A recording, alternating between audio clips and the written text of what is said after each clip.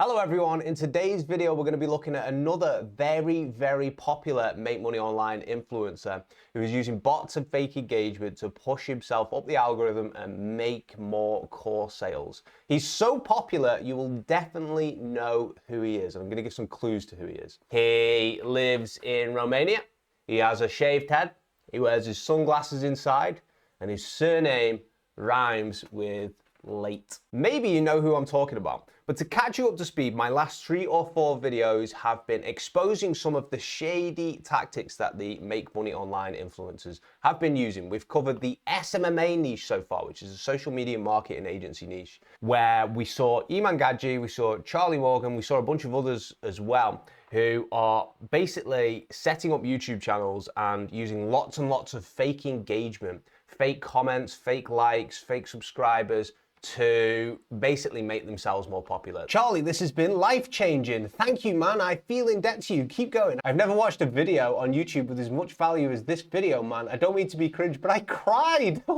Good God, Charlie, you are performing a surgical operation on a wound in which my favorite self-help gurus have been putting band-aids on for years. First of all, the comments on the video serve 2 purposes.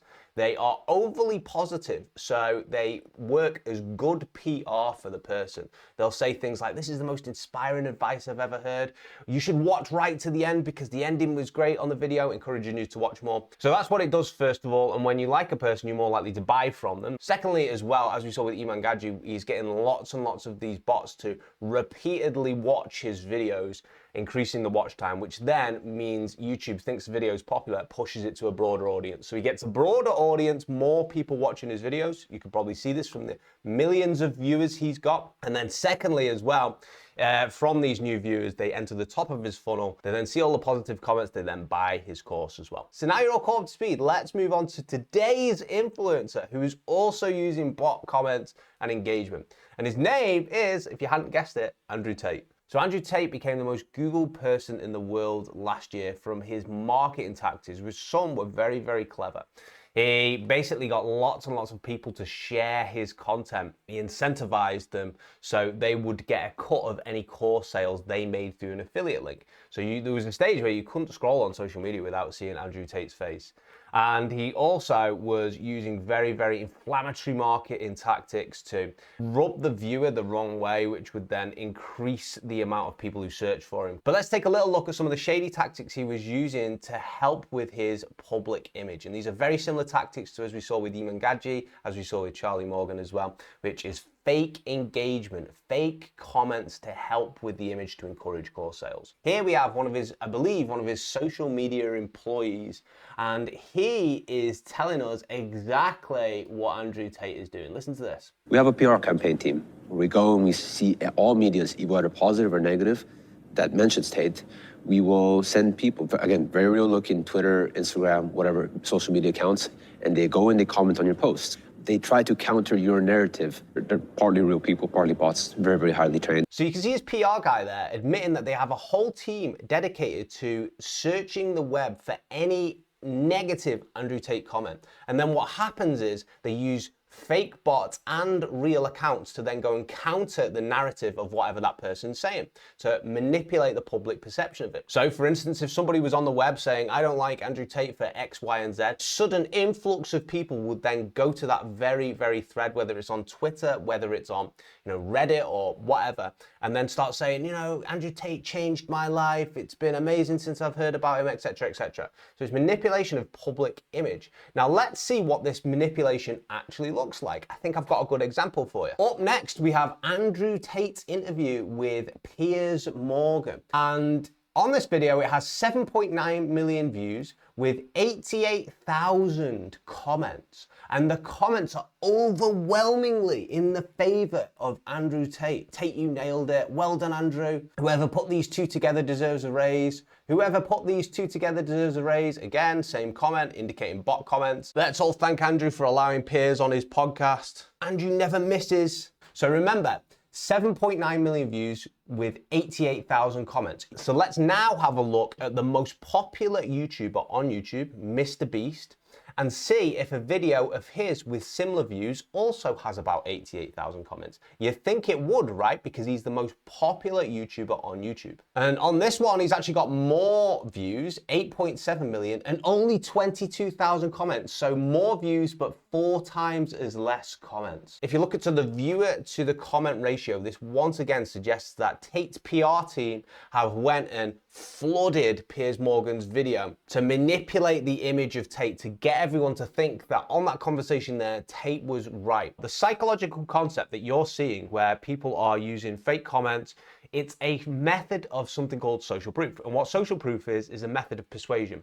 And social proof is if other people are doing something, it makes you more likely to want to do something. So for instance, ethical ways of using social proof is client testimonials, client before and afters, transformations, things like this. These are all ethical ways of using social proof in your marketing. Other ethical forms of social proof that I don't have a problem with is if you're new to social media, you're setting up a new account, get your family and friends to comment a few comments on your videos to encourage other people to comment. I would even say bot comments are okay if you just do a few to encourage viewers to comment on, you know, your YouTube channel or whatever your Twitter is. I don't have a problem with that because the objective of that is to encourage other people to comment. People don't like to comment in a blank space and be the only person putting the hand up in the classroom, if you think back to school. So these I'm absolutely fine with, encouraging some form of engagement there. What I do have a problem with is where unethical acts of persuasion are used. So social proof in the form of lots and lots of fake bot comments to increase the person's PR, increase their social value, or increase the likelihood that you're going to buy their course. And things like, this is the smartest advice I've ever heard. Hundreds of comments like that on a YouTube video like we saw with Charlie Morgan, like we saw with Iman Gadzhi, which is shifting the perception you have of that person so that you will eventually buy from them. Not only is that immoral and unethical, it's actually illegal in a lot of places as well. It's illegal in the UK, it's illegal in the US. And so if something's against the law when it comes to persuasion, there's a reason it's against the law, because it's unethical, right?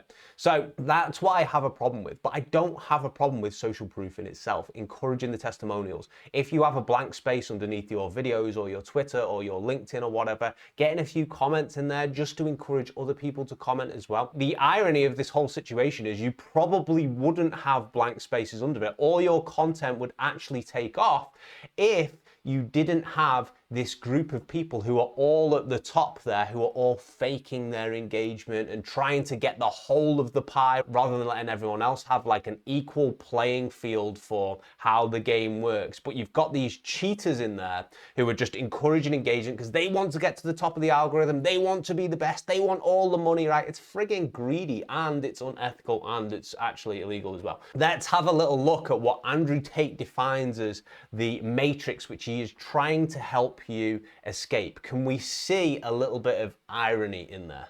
How could it exist any other way? Because there's very few of them and there's a lot of you. The system is extremely strong and it's designed to keep most of the people at the bottom slaving away, praying to have money they're never going to have so that those at the top can stay filthy, filthy rich. It's designed to keep those at the bottom slaving away while those at the top stay filthy, filthy rich. Kind of like he does with his shady persuasion tactics to encourage you to buy, to keep him at the top and to keep him at the top of the algorithm while everyone else is below. The hypocrisy. Matrix is strong. The system which is designed to keep you as a slave is strong. The Matrix kind of reminds me of Iman Gadzhi's puppet masters, which he talks about. Check this out. The politicians, the government, the woke celebrities and influencers, journalists, the media, pulling the strings from above to propagate the narratives that better fit their hidden objectives through these puppets. And that, my friends, is why I call them the puppet masters. Iman's talking about all these conspiracies of people trying to manipulate you. The only one that looks like they're doing any fucking manipulating is this guy right here with his bot comments, overwhelmingly positive reviews, positive perception changes, PR management, encouraging people to buy your course. This video has inspired me to dive deeper into the topic. This video is a treasure trove of knowledge. Your video has given me a fresh perspective on this. Thank you for the insight. After watching this video, I have felt so lively again after feeling so broken, lifeless, down. And it's funny to talk a little bit about psychology here.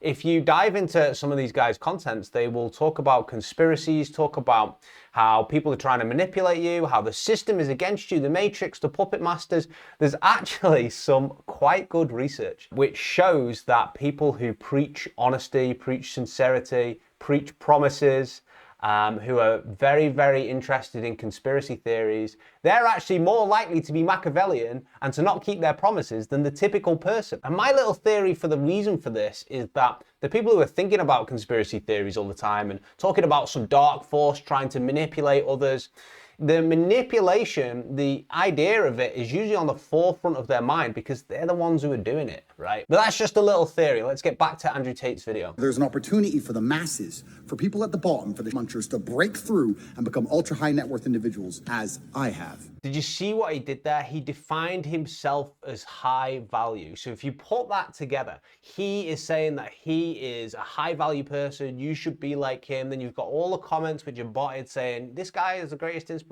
ever. What wonderful advice. That starts to play this part on you of persuading you that actually, you should potentially buy from this person. A very, very important element of persuasion and psychology is that people who are being persuaded in the studies which they've done usually can't tell they're being persuaded. So for instance, if you're in a group of people in a room and there's an interviewer who asks a question to the whole of the room. Let's say it's 5 plus 5. The interviewer asks the whole of the questions to the room. You know the answer is 10, but they come to you last, right, to get the answer from you. And each person who's in public is actually part of the experiment. And they all shout the answer, 11, 11, 11. The answer is 11, 11. By the time it gets to you, you're going to be questioning yourself. You're going to be like, did I misunderstand the question? Why is everyone saying 11? I thought the answer was 10. You're actually, even on something which is as highly logical as 5 plus 5, which is 10, you would start to question yourself. And they've done this in experiments again and again and again. It's actually a method of persuasion. So if you consider you've got a person in front of you with a giant audience who's telling you that, you can be high value like me, you can, be rich like me, then you add in the fact that they've got all these fake comments which are increasing their value. It creates this cocktail for you wanting to listen to them. You have an opportunity now to make more money than you've ever had in your entire life. You understand inflation is coming. You understand fiat currency is no longer valuable. You need to start preparing for the impending fiscal doom, which will bestow most of the average people of Earth. Most Joe Schmoes of Earth are waiting. They don't know what they're waiting for, but I'll say what they're waiting for. They're waiting to be crushed. Hustlers University, that's exactly what we're doing. We are preparing for inflation. We are inflation hedging. And if you pay attention to what he was saying there, he was creating urgency. The opportunity is now. You've got to act now. This is what's going to happen if you're not going to act now. You're going to get destroyed with inflation. You're going to get, absolutely ruined for your rest of your life as long as you buy my course, which is the solution to the problem. This is classic marketing. He's made you look at the problem. He's then added a sense of urgency to it to get you to take action on what he thinks is the solution, which is just happens to be his course. Listen, guys, these influencers, they don't really care if you escape the matrix. They don't care if you've got a good or bad life. They don't care if you escape the puppet masters, what Iman Gadzhi says. All they care is that you get your money and put it in their bank account. And we can see this is the case from some of the unethical marketing practices here. A lot of the things that Andrew Tate covers in this video are actually pretty true. The inflation is out of control. The world is kind of being a bit crap at the moment. But he could have used ethical versions of these to actually get you to buy from him. So he could have actually gave client testimonials there, real testimonials. If he's got a person who's taken his course and done a good, got some good results on it, he could say to that person, why don't you go and comment on my actual YouTube video here and share your experience with everyone? That's ethical, right? Because it's real. He could also say when it comes to the urgency section that you're missing this opportunity right now, rather than keeping his course open the entire time, he could say, my course is only open 3 times a year and change it to that model so he has course launches.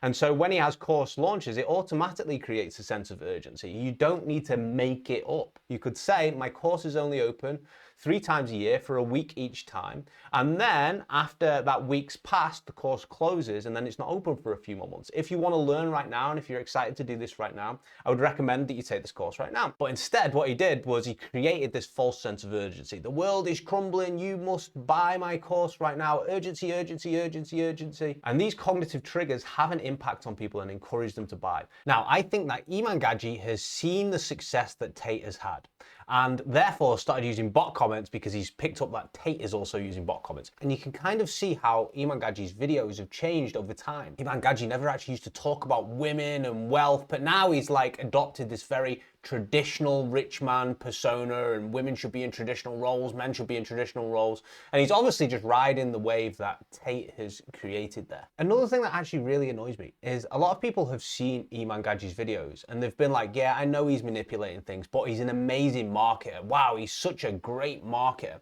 That's like me being a gangster and people being like, yeah, he's a bad guy, but also he's friggin' amazing at making money though. It's easy to be good at something when you use every exploit possible, right? The real trick to being a great marketer is to actually use this stuff in ethical ways, right? Like I've talked about in the video, not botting your comments, but instead using actual client testimonials and things. Medium-sized companies actually pay me a lot of money to do consulting for them so I can help them with their marketing, help them with the psychology in the business as well. And we make sure we're checking all the legal checkboxes to make sure everything we're doing is ethical. I know this stuff like the back of the hand, which is why I can identify when people are exploiting or manipulating their viewers with dark psychology, dark persuasion tactics, because I have to know what line I can walk. There is a lot of things that Andrew Tate actually does. If you look at the psychology, if you look at his marketing, and I can cover that in a whole different video. It's too long for this video. If you would like to see that, please comment it below. But in the meantime, I recommend that you educate yourself on some of these manners of persuasion. There's an amazing book. It's called Influence by Robert Cialdini. It's this one right here. And if you read that book, you are going to be able to see a lot of the tactics these guys are using. And you might even be able to improve your own marketing by doing it in an ethical manner. There's 2 ways to do this. You can do it unethically, which is actually illegal if you do it unethically, or you can do it in an ethical way, which is some of the ways that I've previously talked about. Hope you enjoyed this video, guys. Take care. See you in the next one.